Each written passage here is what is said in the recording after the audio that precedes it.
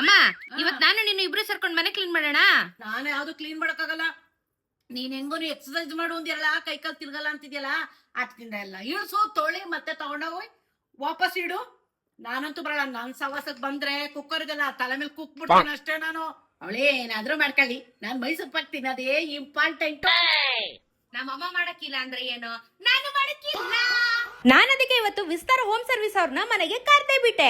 ನಾನದಕ್ಕೆ ಇವತ್ತು full home deep cleaning services ನ ತಗೊಂಡ್ಬಿಟ್ಟೆ. Surgery ಆದಾಗಿಂದ clean ಮಾಡಕ್ಕೆ ಟೈಮ್ ಆಗಿಲ್ಲ, ಮತ್ತೆ ಇವಾಗ ಅಷ್ಟೊಂದು ಶಕ್ತಿ ಕೂಡ ಇಲ್ಲ. ಅಟ್ಟಯಿಂದ ಲಗೇಜ್ ಇಳಿಸ್ತಾರೆ, ಡಸ್ಟಿಂಗ್ ಮಾಡ್ತಾರೆ, ಮತ್ತೆ ಜೋಡಿಸ್ತಾರೆ. ಹಾಲು, ಕಿಚನ್, ಬಾತ್ರೂಮ್ ಎಲ್ಲಾನು ಸೂಪರ್ ಆಗಿ ಡೀಪ್ ಕ್ಲೀನ್ ನ ಕೂಡ ಮಾಡ್ಕೊಟ್ರು. ಹೆಣ್ಮಕ್ಳಿಗಂತೂ ಕಿಚನ್ ಕ್ಲೀನ್ ಆಗಿಲ್ಲ ಅಂದ್ರೆ ಬಲು ಹಿಂಸೆ ಅಲ್ವಾ. ತುಂಬಾ ಚೆನ್ನಾಗಿ ಎಲ್ಲಾನು ಚಿಮ್ನಿ ಸಮೇತ ಗ್ರೀಸ್ ಫ್ರೀ ಕ್ಲೀನಿಂಗ್ ನ ನೀಟಾಗಿ ಮಾಡ್ಕೊಟ್ರು. ವಿಸ್ತಾರ ಹೋಮ್ ಸರ್ವಿಸಸ್ ಅವರು home deep cleaning, post interior cleaning, commercial cleaning ಎಲ್ಲಾನು ಮಾಡ್ಕೊಡ್ತಾರೆ. ಅದು ನೀಟಾಗಿ ತುಂಬಾ ತಾಳ್ಮೆಯಿಂದ. ಕೊನೆಗೂ ಮನೆ ನೀಟಾಗಿ ಲಕ ಲಕ ಅಂತ ಕ್ಲೀನ್ ಆಯ್ತು. ನಮ್ಮಮ್ಮನು ಖುಷಿ ಆಗ್ಬಿಟ್ರು. ನಿಮ್ಗೂ ಕ್ಲೀನಿಂಗ್ ಸರ್ವಿಸಸ್ ಬೇಕು ಅಂದ್ರೆ ಸ್ಕ್ರೀನ್ ಮೇಲೆ ಕಾಣಿಸ್ತಾರೋ ನಂಬರ್ಗೆ ಕಾಲ್ ಮಾಡಿ ಬುಕಿಂಗ್ ಮಾಡ್ಕೊಳ್ಳಿ. ಹಾಗೆ ಇದೇ ತರ ಕಾಂಟೆಂಟ್ಗೆ ನನ್ನ ಫಾಲೋ ಮಾಡೋದನ್ನ ಮರಿಬೇಡಿ.